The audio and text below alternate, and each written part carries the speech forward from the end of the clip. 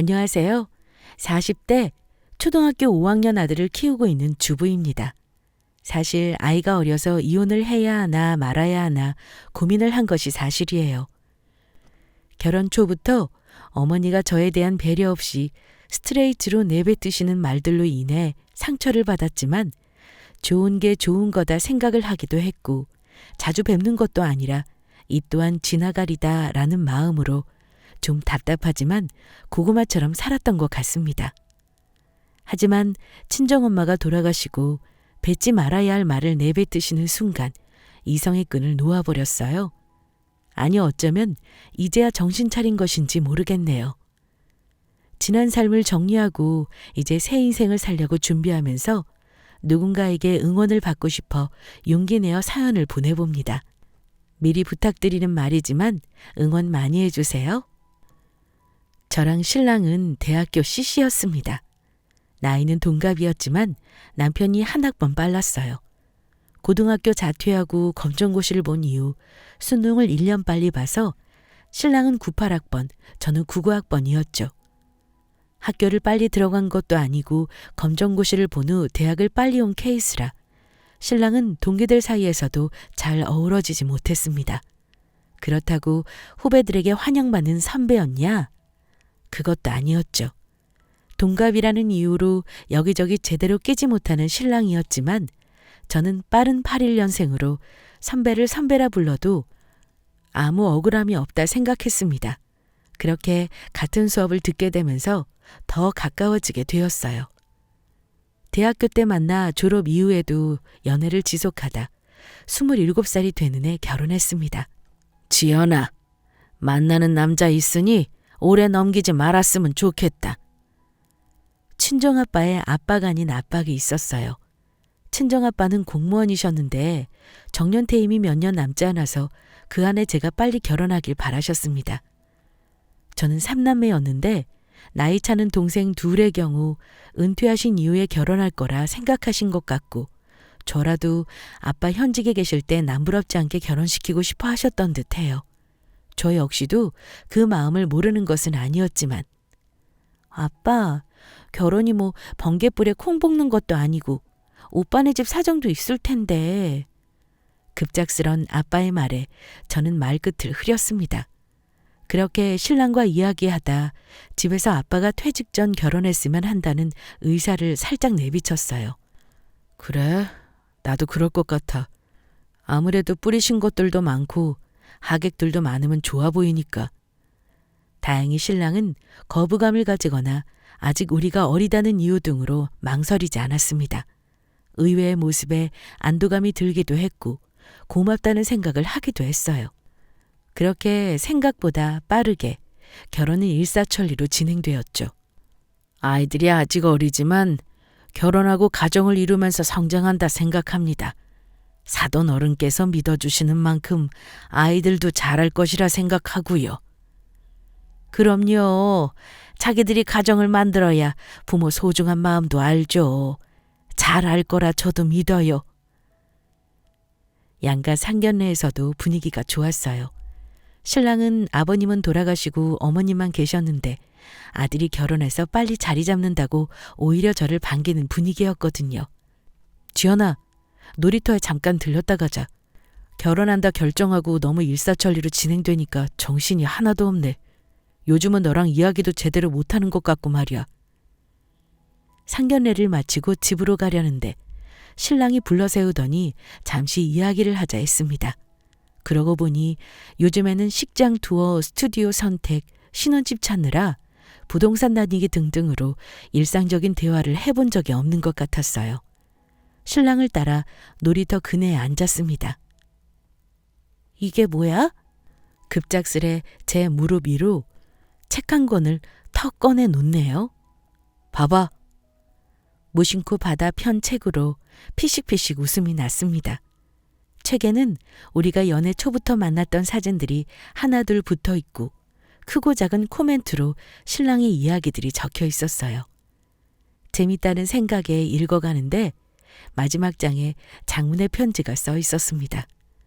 저와 함께했던 시간들이 즐거웠고 앞으로의 이야기가 어떻게 진행될지 모르지만 어떤 이야기든 함께 채워가자는 진심이 담긴 내용을 보며 감동의 눈물이 흘렀어요.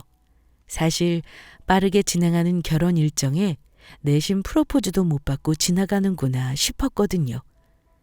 사연으로 듣던 것처럼 화려하진 않았지만 오히려 신랑 성격답게 투박한 듯 진솔함이 느껴져서 더 감동이었던 것 같습니다. 뭐야, 이렇게 사람 감동 주고. 내가 표현이 서툴지만 너한테 배워가면 잘할게.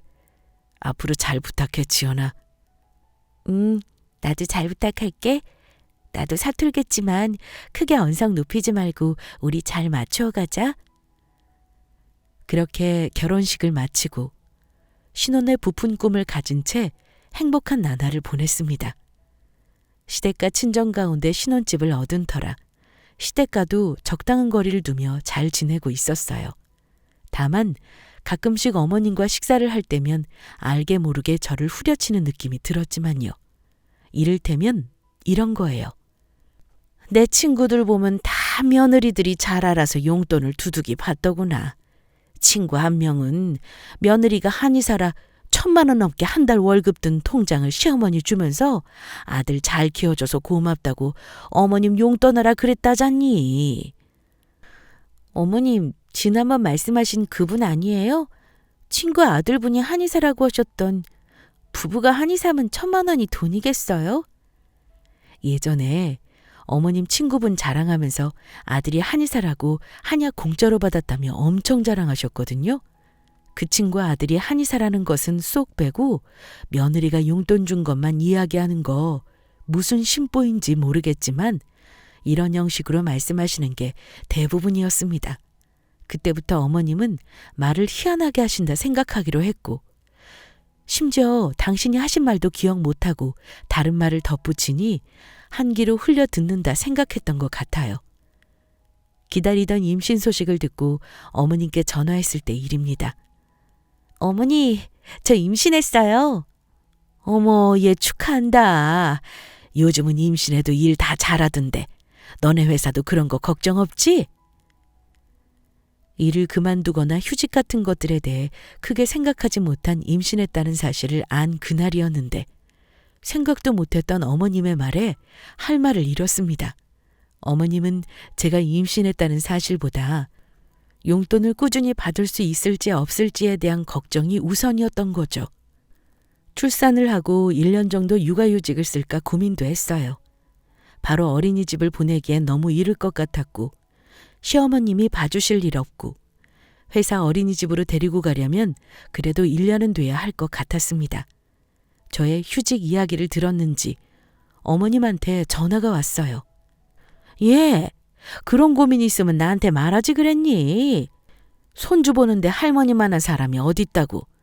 나야 용돈 더 받고 손주도 매일 보고 마다할 이유 있니? 시어머님이 봐주신다면 용돈을 더 드릴 생각이었지만 이렇게 또 대놓고 이야기하니 사람 마음이 참 이상했어요. 그도 그럴 것이 출퇴근해야 하는 거 아시면서 저희 집에 와서 아이를 보고 퇴근하시는 것이 아니라 제가 아이를 아침에 맡기고 저녁에 찾으러 가거나 주말에 데리러 가는 형식을 원하셨습니다. 주말에 데리러 가는 것도 초반 일주일만 그랬을 뿐 며칠이 지나지 않아 퇴근 시간이면 전화가 오기 일쑤였습니다. 예, 오늘은 언제 오니? 요즘 야근이 잦은 것 같구나. 애가 내려놓지도 못하게 울어서 계속 안고 있으니 밥도 제대로 못 먹고 내가 내 수명에 못 살겠다. 늦지 말고 6시 반까지 와라. 6시가 퇴근인데 시댁까지 가려면 30분은 빠듯한 시간이에요. 버스라도 놓치면 시간이 오바되기 일쑤고 이렇게 전화하신 건 제가 아이를 찾으러 가면 저녁 약속이 있으신 경우가 많았습니다. 늦지 않게 택시 타고 이동하라는 거죠. 하루 이틀이지 스트레스는 쌓여갔어요. 그러던 어느 날 쌓였던 스트레스는 제가 아니라 어머니인 듯 일이 벌어졌습니다. 예, 이렇게 시간을 제대로 지키지 못하면 나는 애 보느라 식사도 제대로 못하는 거 뻔히 알면서 어쩌자는 거니? 어머님, 죄송해요. 회의가 길어졌는데 도중에 전화할 틈도 없었어요. 그걸 지금 말이라고 하니? 제가 연락 못 받으면 오빠한테 전화하지 그러셨어요. 아니 태민이는 회사가 멀어서 오려면 시간이 더 걸리는데 가까운 네가 오는 게 당연하지 않니? 저는 시댁에서 30분 거리, 신랑 회사는 40분 거리인데 10분 차이가 멀다고 저에게 1시간에 30통화 넘게 전화를 거신 거였답니다. 어이도 없고 대체 내게 왜 그러나 싶은데 옆에서 듣던 신랑이 어머님 말씀을 도중에 끊었어요. 엄마, 민우 우리가 데려갈게. 엄마 그동안 고생하셨어요. 나는 엄마가 그렇게 스트레스 받는지 몰랐어. 그리고 지연이도 회사에 그랬던 거니 엄마가 서운해도 이해하세요. 그리고 앞으로도 그럴 일 없겠지만 지연이 연락 안 되면 나한테 해. 애가 전화 받고 회사 일 정리하고 오는 시간이면 내가 오는 게 더 빠를 테니까. 그렇게 신랑이 말하고 민우를 데리고 기저귀 가방을 들더니 휙 나가버렸습니다. 그 순간 황당한 건 어머니나 저나 매한가지였는데 저도 어쩔 줄 몰라 신랑을 따라 나가려는데 어머님이 제 뒤에다 말씀하셨어요. 여자 하나 잘못 들어와서 이게 뭐라니? 부족한 며느리 받아줬더니 하나밖에 없는 아들이 엄마 등지려고 하고 이게 무슨 일인지 대체 모르겠구나. 나가려던 찰나 어머님의 말씀이 귀에 들어오면서 제 귀를 의심했어요. 네? 부족한 며느리요? 들었니? 그럼 네가 차고 넘치는 며느리니? 순간 어처구니가 없었습니다. 대학 CC면 같은 조건이고 좀 더 따지고 들면 신랑이 오히려 저보다 모자랄 수 있다 생각했거든요. 그래도 요즘 세상에 누가 그런 거 따지나 싶었고 지금까지 사는 거 아무 문제 없다 생각했는데 무언가 뒤통수를 맞은 것 같았어요. 대꾸할 말을 찾고 있었습니다. 왜 안 나와? 빨리 나와! 대꾸할 말을 찾기도 전에 뒤따라 바로 나오지 않는 저를 데리러 신랑이 들어오고 멍하니 서 있는 제 손목을 잡고 끌었습니다. 그렇게 가는 신랑과 저에게 어머님은 더 이상 아무 말씀 안 하셨어요. 그때가 결혼하고 2년이 지날 무렵이었는데 그 이후 신랑은 더 이상 시댁을 가자거나 어머님에 관한 이야기를 크게 하지 않았습니다. 대신 집으로 가서 뵙고 오랜 시간 같이 있는 것이 아닌 밖에서 한 끼 식사를 같이 먹고 헤어지는 정도로 단촐하지만 어머님과의 만남은 지속적으로 이어졌어요. 그 이후 2, 3년의 시간이 더 지나면서 신랑이 자기 일을 하고 싶어 했습니다. 지금 하는 일을 어느 정도 배우기도 했고 자꾸 후임들이 버티지 못하고 나가게 되면서 신랑 업무가 더 많아지기 시작했거든요. 야근을 하는 것이 일쑤였고 그런 상황이 조금씩 힘들다고 말할 때쯤 어머님과 식사 자리 할 일이 있었습니다. 어머 태민아, 그렇게 힘들면 그만둬야지. 네? 그만두다뇨? 지연아, 놀랄 것 없다. 태민이가 그런 힘든 일 굳은 일 안 하고 커서 그런 환경이 너무 힘들게 다가올 거야. 그런 상황을 어떻게 버티니? 원래 그런 분이라는 것을 알았지만 순간적으로 밀려오는 분노, 서운함, 어이없음으로 말문이 턱 막혔습니다.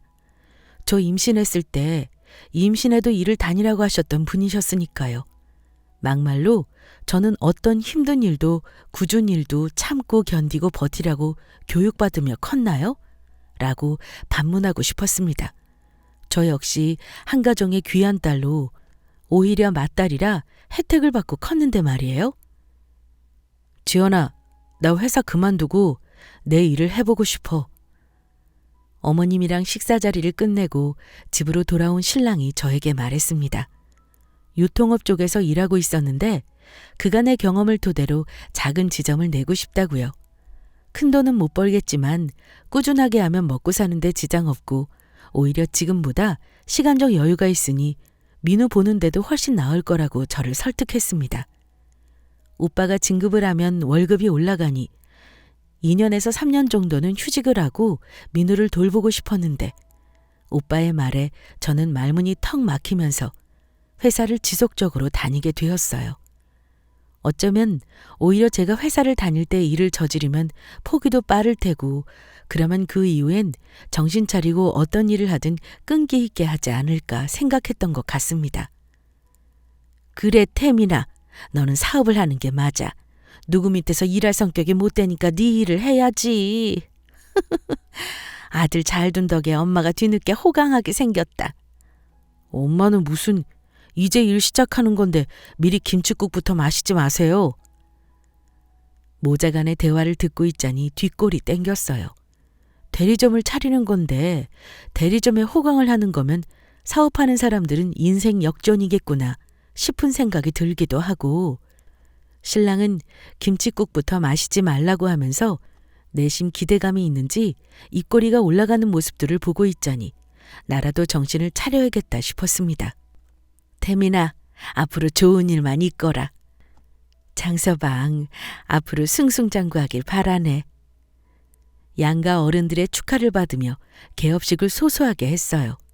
하던 쪽의 일은 지속적으로 하는 거라 색다르게 할 일은 없었고 중간에서 유통을 책임지는 거라 영업을 별도로 하지 않으면 큰 돈은 못 벌지만 다른 말로 하면 안정적인 수입은 가능한 구조였습니다.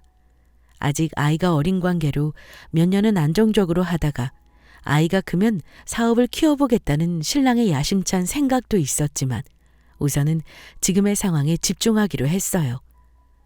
오빠, 나 오늘 늦을 것 같아. 민우 저녁 챙겨 먹여줘. 그래, 내가 챙길게. 걱정 말고 식사 시간에 굶지 말고 간단하게라도 먹고 일 마무리해. 생각보다 신랑이 사업하는 것이 싫지 않았습니다. 오히려 야근이 생기는 날이면 신랑에게 전화해서 민우 어린이집에서 데리고 와 저녁을 먹이는 것 잠자리 들기 전 아빠랑 둘이 시간을 보내는 순간들이 더 감사하고 다행이라 느껴지기 시작했거든요.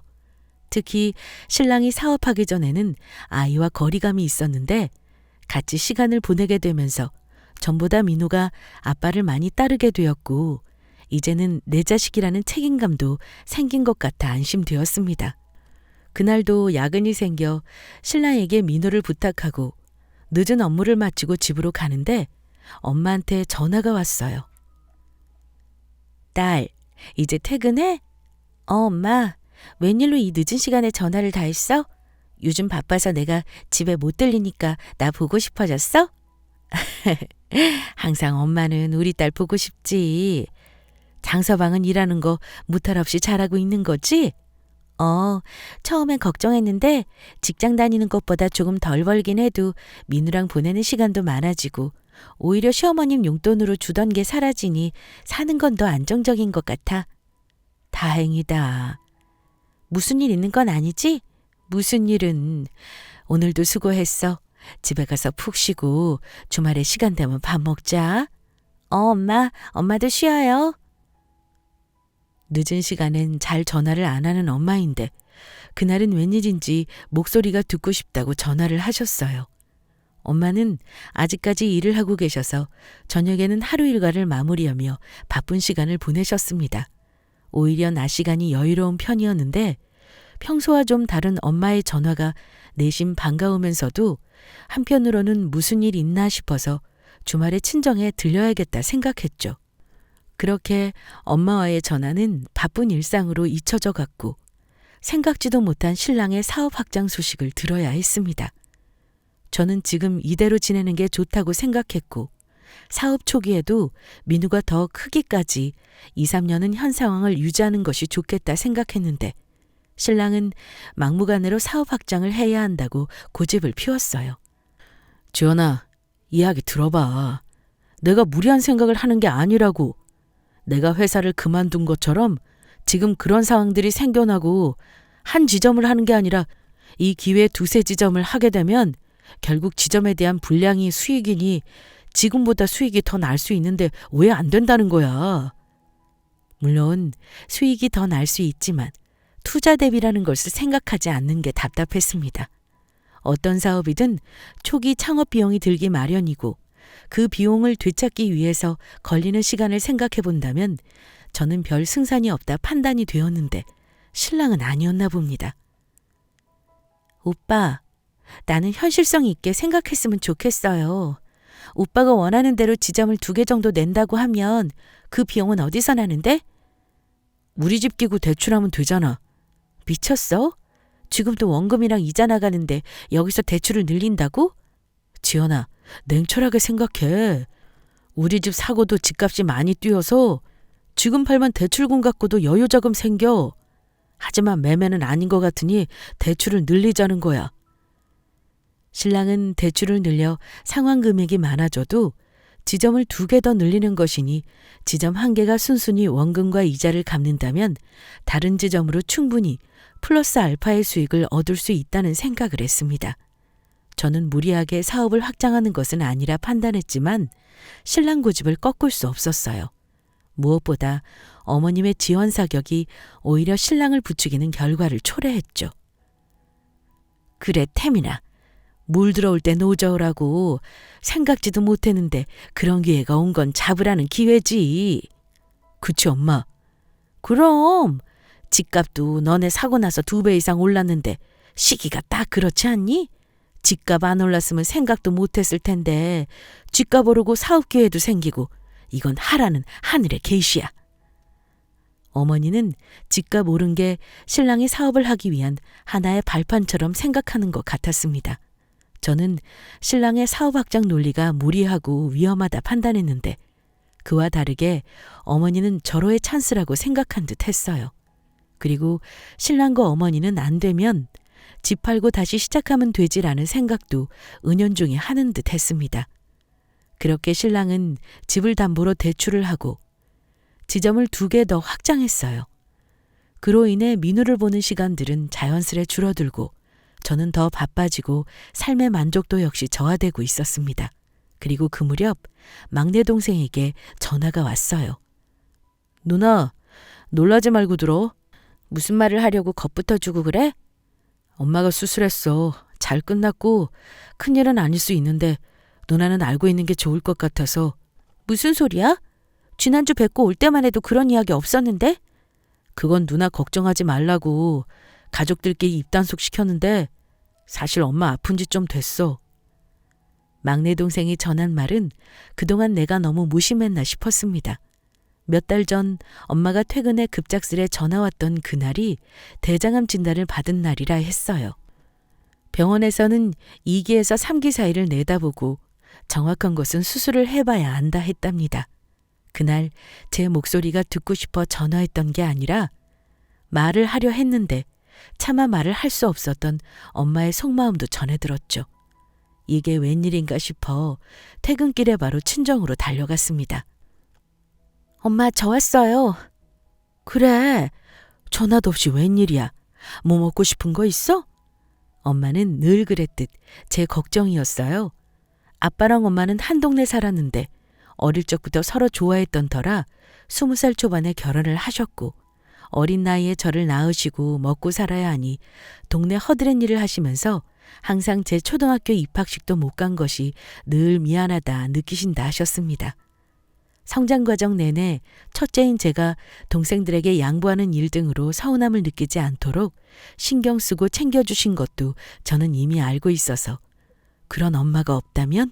이라는 생각을 하자 저도 모르게 눈물이 왈칵 쏟아졌습니다. 엄마, 어디가 아픈 건데? 왜 아픈데? 왜 나한테 말 안 했어? 라고 말하고 싶었지만 아픈 엄마도 속상할 텐데 나까지 더할 수 없어 말도 못하고 어린애처럼 마냥 울었어요. 더군다나 수술이 잘 끝났고 걱정할 단계가 아니니 이렇게 울고 부채면 오히려 엄마가 더 스트레스를 받지 모른다 생각했죠. 왜 그래? 장서방이랑 무슨 일 있어? 엄마는 끝까지 저에게 아프다는 말을 하지 않을 생각인 듯 싶었습니다. 동생들한테 입단속 시켰다고 굳게 믿고 있는 것 같았어요. 그렇게 엄마를 찬찬히 훑어보니 달라진 게 눈에 보였습니다. 다행히 그 이후 수술을 하고 3기인 줄 알았는데 2기였지만 항암 치료를 하고 있던 중이어서 몸에 붓기가 빠지지 않았거든요. 다행히 엄마가 치료받는 항암제는 모발이 빠지는 부작용 같은 것은 없어서 겉에서 볼 땐 크게 티가 안 났습니다.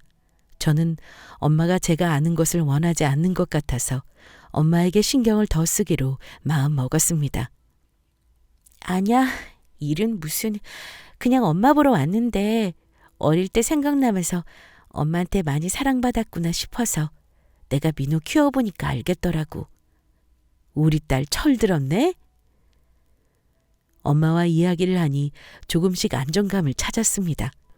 오히려 씩씩하게 잘 견디고 있는 엄마한테 제가 큰일이 난 것처럼 울고 그러면 더 안 좋은 영향을 끼칠 수 있다는 생각이 들 정도였어요. 안정감을 찾고 엄마가 차려주는 밥을 먹고 집으로 돌아왔죠. 엄마가 건강해질 때까지 매주 친정에 가야겠다는 생각을 했는데 그것도 뜻처럼 되지 않았습니다. 신랑이 차린 사업들이 잘 되면서 주말도 바빠졌기 때문이에요. 주말에도 대리점에 나가 들어오고 나가는 물건들을 체크해야 했고 다른 지점장들이 물건을 가지고 가는 것들도 일일이 확인하고 인사해야 했거든요. 사업 초반이라 지점장들 관리나 물건 오가는 것 등을 직접 관리해야 했습니다. 아직 다른 사원들을 뽑을 수 없고 평일에도 3개의 대리점을 신랑이 혼자 돌며 관리했는데 주말까지 업무를 해야 했어서 일선을 덜어주고자 주말이면 1개의 대리점을 도맡아 서툴지만 제가 일 처리를 해야 했어요. 태민아, 민우 걱정은 말고 일에 집중해라. 민우는 내가 잘 먹이고 잘 놀고 있을 테니. 민우 어릴 때 일 이후로 민우를 도맡아 주신 적 없으셨는데 제가 주말에도 일을 해야 하면서 민우를 도맡아 주신다고 어머니가 직접 나서셨습니다. 친정에는 맡길 형편이 못 된다 생각했고 초반에는 대리점에 데리고 나와 제가 업무를 보기도 했는데 쌓여있는 물건들을 빼내며 아이가 심심했는데 근처를 지나다 물건에 깔릴 뻔한 이유로 아찔해서 어머님의 제안을 받아들이게 되었죠. 그래도 핏줄이니 다른 곳보다 어머니께 맡기는 게 안전하다 생각하기도 했습니다. 그렇게 6개월 정도의 시간이 흘렀을까. 어느 날 갑자기 막내 동생한테 전화가 왔어요. 누나, 지금 대학병원으로 빨리 와. 무슨 일이야? 엄마 안 좋아지셨어? 엄마 암이 전이돼서 급속도로 건강이 나빠지셔서 중환자실에 들어가셨어. 요즘 신랑 사업 돕느라 바빠서 1달 정도 친정에 제대로 들리지 못했어도 엄마랑은 꾸준히 전화통화했었는데 마른 하늘에 날벼락이 떨어진 것 같았습니다. 이 상황에서 엄마마저 잘못된다면 어떡하지 생각하며 택시를 잡고 엄마가 입원해 있는 대학병원으로 달려갔어요. 지연이 왔냐? 아빠, 엄마는? 사실 이번만이 아니다. 벌써 5번째다. 엄마가 너에게는 아픈 거 알리지 말랬는데 아무래도 이제는 알아야 할 것 같구나. 수술이 좋게 끝났고 항암 치료도 잘 받고 있어서 다 좋게 끝났다고 생각했는데 생각지도 않게 전이가 되면서 엄마 건강은 급속도로 나빠졌다 했습니다. 그간 나 먹고 살자고 엄마 일 나 몰라라 한 것 같아 마음이 먹먹해졌어요. 그리고 나에게만 쏙 빼놓고 숨긴 가족들이 야속하게만 느껴졌죠. 하고 싶은 말이 너무 많았는데 입으로 내뱉고 나면 다가 아닌 것을 알기 때문에 아무 말도 못하고 묵묵히 속으로 삭혔습니다. 아빠도 동생들도 그러고 있는데 제가 뭐라고 거기에서 크게 떠드나 싶은 마음도 들었지만 엄마에게 밀려오는 서운함과 걱정 그리고 엄마를 보낼 준비를 못한 내 마음으로 인해 중환자실 앞에서 몇 시간을 울다 실신해서 응급실에 누워 링겔을 맞고 정신을 차렸어요. 지연아, 정신이 좀 드냐? 아빠... 그래, 네 마음 모르는 거 아니다. 엄마가 아파하는 과정을 봤다면 지금처럼 충격이 크지 않았겠지. 하지만 네 엄마, 유독 자식들 중에서도 너에 대한 마음이 각별해서 제 몸 아픈 거보다 네 마음 아픈 게 늘 걱정이었다. 그런데 네가 이런 거 안다면 네 엄마 얼마 남지 않은 시간 잘 견딜 수 있을지 걱정이다. 아빠... 저는 어떤 말도 할 수가 없었습니다. 무엇보다 아빠가 하는 말을 듣고 엄마의 마음을 알 것 같았기 때문이에요. 하도 울었는지 이제 더 이상 눈물도 나오지 않았습니다. 마음을 추스리고 있는데 엄마가 정신을 차렸다는 의료진의 말에 급히 중환자실로 들어가려 일어섰어요. 지연아, 너는 여기 있어라. 아빠, 나도 엄마 보고 싶어요.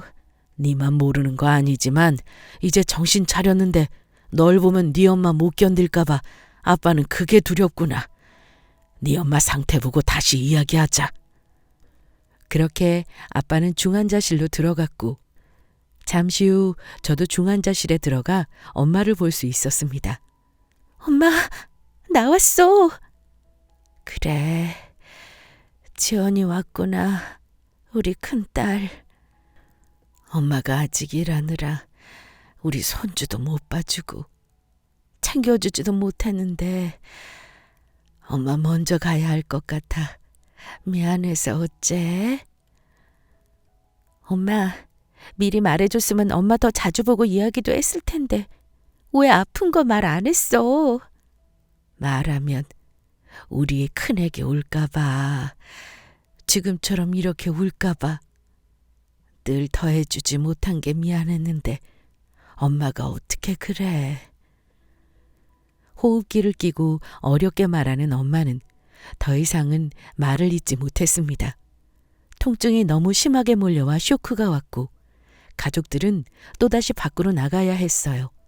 나중에 한 사실이지만 그 순간에도 사실 제가 들어가는 것을 가족들이 반대했는데 엄마가 마지막을 예감하셨는지 저를 꼭 보고 싶다고 해서 들어갔고 그나마 엄마를 보고 인사할 수 있어서 지금도 여한으로 남는 것은 없네요. 다만 신랑 사업 확장과 엄마한테 소홀히 한 기간들이 생각나 무관심하게 지낸 시간들이 못내 가슴에 사무쳤습니다. 그렇게 엄마를 보냈어요. 장례식을 어떻게 치렀는지 기억도 잘 나지 않을 정도로 반 넋이 나간 상태였는데 딱 하나 어머님 말들이 선명하게 기억납니다. 지연아, 죽은 사람은 죽은 사람이고 사돈어른 사망보험금은 얼마 측정해놓고 가신지 아니? 어처구니 없어서 마시던 물컵을 탁 소리가 날 정도로 크게 내려놓고 그 자리에서 일어났습니다. 제 뒤로 어머님 말이 들리더군요. 쟤는 항상 저렇게 현실성이 없어. 그나저나 사망보험금이 얼마나 되려나? 아들이 사업하면 사모님 소리 듣는 줄 알았더니 빚 좋은 개살구고 나도 내 살 길을 찾아야겠는데. 사람은 고쳐 쓰는 것 아니라더니 어쩜 장례식장에서도 저럴까 진절머리가 났습니다. 앞으로는 어머님한테 며느리 도리도 안 하고 모르는 사람처럼 살아야지 생각하기로 했어요. 엄마가 급격히 건강이 나빠지면서 엄마 병원 모시고 다닌다고 막내 동생이 회사를 그만두고 휴식한 터라 시간적 여유가 많아서 민우를 막내 동생이 당분간은 봐주기로 했거든요. 하나씩 어머님과 관련된 것들을 정리하려는데 어머님한테 전화가 왔습니다. 네, 어머님. 지연아, 내가 곰곰이 생각해봤는데 앞으로 나 용돈 줄 거 없다. 네? 태민이 사업해도 거기서 거기인 것 같은데 나 챙기지 말고 너네 먹고 살 걱정하는 게 맞는 것 같다. 웬일인지 어머님이 저희 걱정을 다 해주셨어요. 순간 그동안 내가 사람을 잘못 보았나 이렇게 말씀하시면 또 내가 너무한 것 같다는 생각을 하던 찰나 말씀을 이어나가셨습니다. 그래서 말인데 지연아, 사돈어른 사망보험금으로 나 가게 하나만 차려주는 건 어떠니? 네? 너희 지금 힘들고 바쁜데 내 용돈 챙기고 나 챙기려면 정신없잖니. 그럴 게 아니라 아직 나도 젊은 쪽에 속하는데 네가 나 가게 하나 차려주면 나도 내가 벌어먹고 살려고. 어머니! 순간 저도 모르게 악다구니를 쓰며 말했습니다. 해도 도가 지나치다고 하지 말아야 할 소리를 하시는데 어떻게 듣고만 있을까요? 제가 말을 하려는데 어머니가 계속 말을 이어갔습니다. 아이고 귀야. 예, 아직 나 귀 안 먹었다. 아니 그렇게 소리만 지르지 말고 현실적으로 생각해라. 지금 너도 태민이랑 대리점 때문에 정신없고 나도 지금 힘든데 돈이 있는데 왜 안 쓰고 쥐고 있으려 그러니. 사정 뻔히 아시니까 때마침 잘 돌아가신 거지. 바깥 사돈 양반은 공무원 퇴직하셨으니까 연금 나오고 크겐 돈 쓸 일 없으니 하는 말인데 뭐 그렇게 큰 소리를 내니?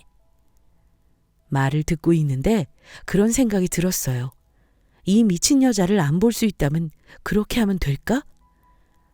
엄마가 어쩌면 이런 일로 스트레스 받지 말라고 정말 나에게 준 게 아닐까 하는 생각이 들었습니다. 어머니가 생각하신 대로 엄마 사망 보험 금액은 상당했고 수익자를 제 이름으로 해놓으셨어요. 엄마가 아빠 퇴직한 이후에도 일을 지속적으로 했는데 다 이것 때문이었던 것이죠. 마음을 차분히 가라앉히고 말했어요. 어머니, 무슨 가게가 하고 싶으신데요? 그래, 지연아. 이렇게 차분해지니까 얼마나 좋으니? 생각해보니 내 말이 하나 틀린 게 없지? 어머님께 하고 싶은 가게를 알아보라 했습니다.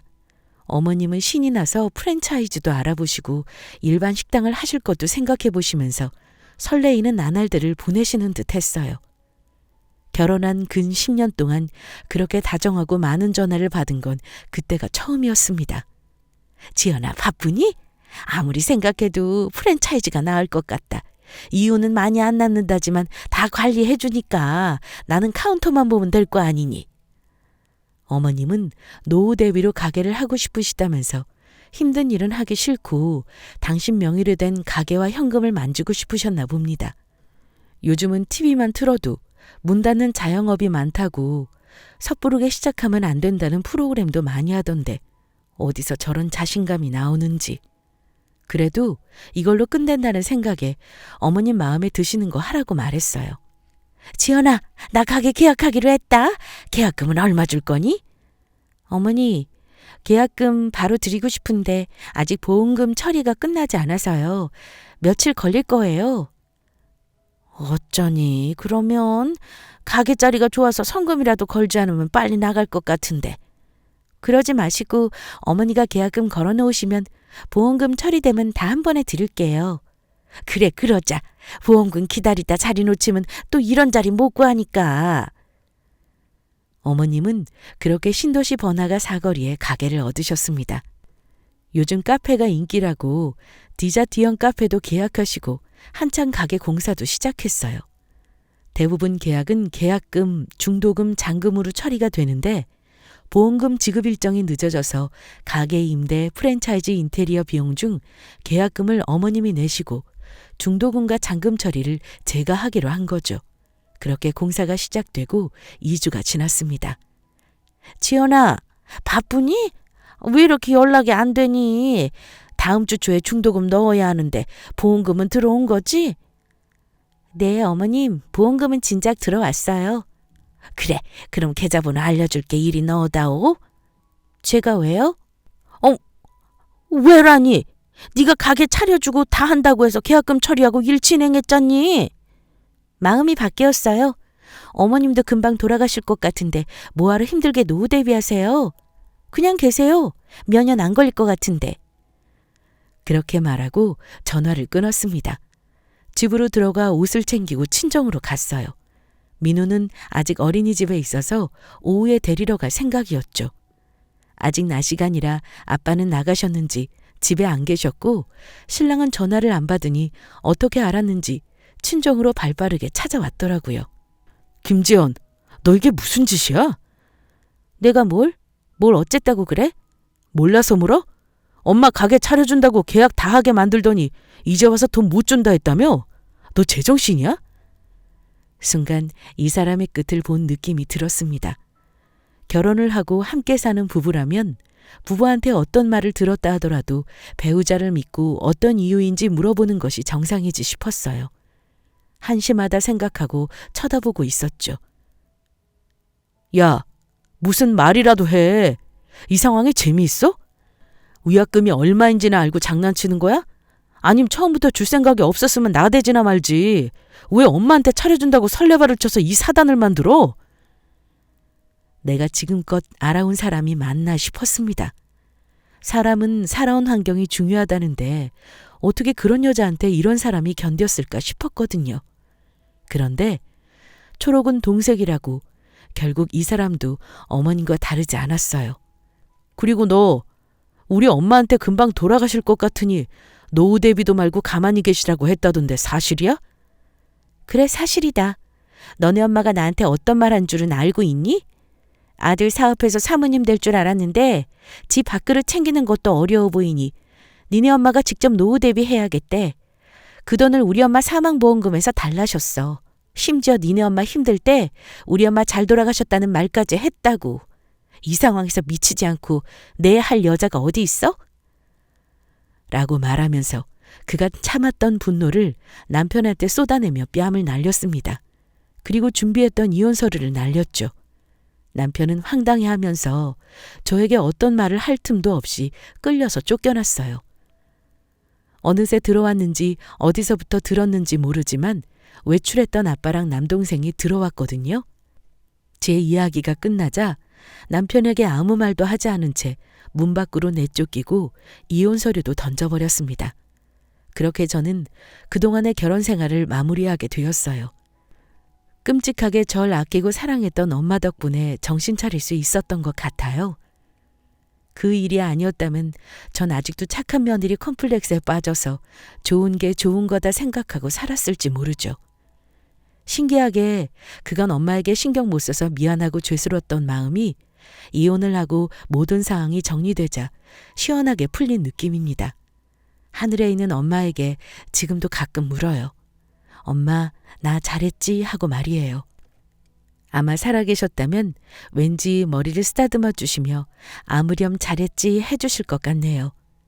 아직 무엇을 해야 할지 어떻게 어디서 지낼지 생각하지 못했지만 엄마가 하늘에서 든든하게 지켜주고 있고 아빠와 형제들 그리고 무엇보다 사랑하는 아들이 있으니 저 잘 살 것 같아요.